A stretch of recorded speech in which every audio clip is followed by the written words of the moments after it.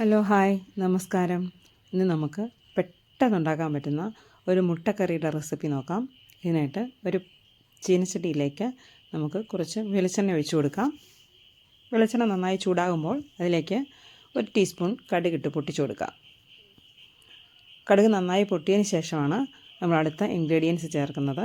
ഈ കറിയിലേക്ക് നമ്മൾ ഉപയോഗിക്കുന്നത് 3 സവാളയും 1 കഷ്ണം ഇഞ്ചിയും 4-5 ചുള വെളുത്തുള്ളിയും 2-3 കൊച്ചുള്ളിയുമാണ്. കൂടെ കറിവേപ്പിലയും കൂടെ ആഡ് ചെയ്യാം. 2 പച്ചമുളകും ഈ കൂടെ തന്നെ നമുക്ക് ചേർത്ത് നന്നായിട്ടൊന്ന് സോട്ട് ചെയ്തെടുക്കാം. ഇതിൻ്റെ റോ സ്മെല്ല് പോകുന്നത് വരെ നന്നായിട്ടൊന്ന് സോട്ട് ചെയ്യാം. കരിഞ്ഞു പോകാതെ നമ്മൾ ഇളക്കി കൊടുക്കണേ. വളരെ ഫ്ലെയിം കുറച്ച് വെച്ചാൽ മതിയാകും. ഹൈ ഫ്ലെയിം വെച്ചാൽ പെട്ടെന്നങ്ങ് കരിഞ്ഞു പോകും. നമുക്ക് നന്നായിട്ടൊന്ന് സോട്ട് ചെയ്തെടുക്കാം. ഒരുമാതിരി ആയി കഴിയുമ്പോൾ ഒരുപാട് ബ്രൗൺ കളറൊന്നും ആകണ്ട കേട്ടോ. നമുക്കതിലേക്ക് സവാള ചേർക്കാം. സവാള കുറച്ച് കൂടുതലുള്ളതുകൊണ്ട് ഞാനിവിടെ 6 മുട്ടയ്ക്കുള്ള കറിയാണ് വെക്കുന്നത്. അതുകൊണ്ടാണ് ഇത്രയും സവാള എടുത്തത്. നമുക്കൊന്ന് അടച്ച് വയ്ക്കാം. ഒന്ന് അടച്ച് വെച്ച് കഴിയുമ്പോൾ സവാളയൊന്ന് ചെറുതായിട്ടൊന്ന് വാടി വരും.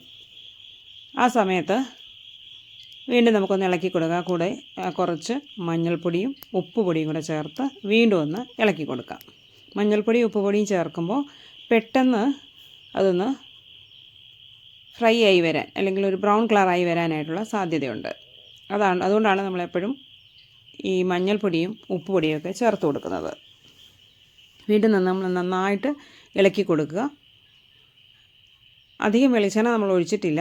അതുകൊണ്ട് നന്നായിട്ടങ്ങ് ഇളക്കി കൊടുത്ത് അതൊന്നൊരു ബ്രൗൺ കളറാക്കി എടുക്കുക. അതിലേക്ക് നമുക്ക് 2 ടീസ്പൂൺ മല്ലിപ്പൊടിയും 1 ടീസ്പൂൺ മുളക് പൊടിയും ചേർക്കുക. അത് ചേർത്ത് നന്നായിട്ട് ഒന്ന് ഇളക്കിയതിന് ശേഷം അതിലേക്ക് നമുക്ക് ഒരു തക്കാളി ചെറിയ പീസായി അരിഞ്ഞതും കൂടെ ചേർത്ത് കൊടുക്കാം. ഈ തക്കാളി ചേർത്ത് വീണ്ടും തക്കാളി നന്നായി വെന്ത് വരണം. ആ വേകുന്നത് വരെ നമുക്ക് ഇളക്കി കൊടുക്കാം. 1-2 പ്രാവശ്യം ഇളക്കി കൊടുത്തിട്ട് ഇത് നമുക്കങ്ങ് മൂടി വയ്ക്കുകയും ചെയ്യാം.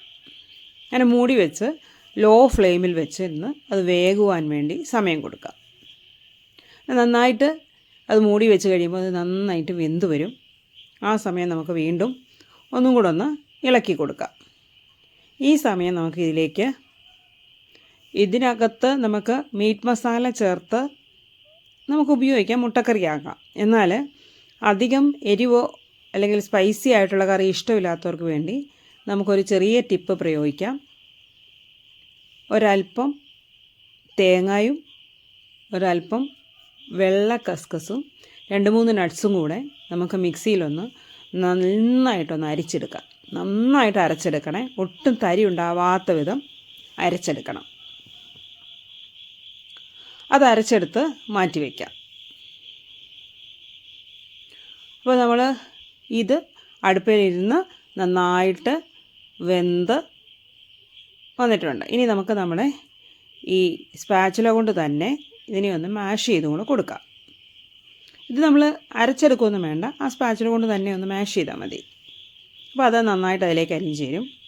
ഈ സമയത്ത് നമുക്ക് മുട്ട ഇട്ട് കൊടുക്കാം.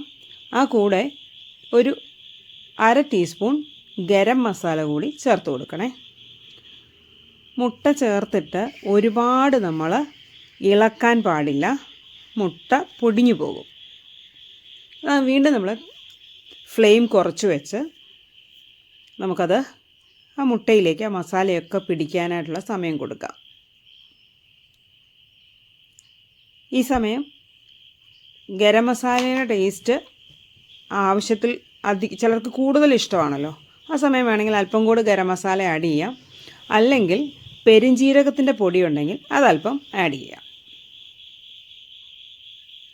വീണ്ടും നമ്മൾ അരച്ച് വെച്ചിരിക്കുന്ന തേങ്ങയും കസ്കസും നട്ട്സും കൂടെ ചേർന്ന അരപ്പിട്ട് ഫ്ലെയിം ലോ ആക്കി വെച്ച് ഈ കറിയിലേക്ക് നന്നായി പിടിക്കാൻ എല്ലാം നന്നായിട്ടൊന്ന് ചേർന്ന് വരാൻ വേണ്ടി സമയം കൊടുക്കാം. ഉപ്പ് ആവശ്യമുണ്ടെങ്കിൽ മാത്രം ചേർത്ത് കൊടുക്കാം കേട്ടോ. ഇനി ഇതിനകത്തുനിന്ന് ആ സ്പൈസസ്, അതുപോലെ കുരുമുളക് പൊടി, ഇതിൻ്റെയൊക്കെ ടേസ്റ്റ് ഇഷ്ടമുണ്ടെങ്കിൽ മാത്രം ചേർക്കുക. അല്ലെങ്കിൽ അല്പം കൂടെ സ്പൈസി ആകണമെന്നുണ്ടെങ്കിൽ കുറച്ചും കൂടെ ഗരം മസാലയും കുരുമുളക് പൊടിയും നമുക്ക് ചേർത്ത് കൊടുക്കാം. ഇതിങ്ങനെ തന്നെ കഴിക്കാൻ ആവശ്യത്തിന് മാത്രം എരിവുള്ളൂ. ഇത് ചപ്പാത്തിയുടെ കൂടെയോ അപ്പത്തിൻ്റെ കൂടെയോ ഇടിയപ്പത്തിൻ്റെ കൂടെയോ ഒക്കെ കഴിക്കാൻ നല്ലൊരു കോമ്പിനേഷനാണ്.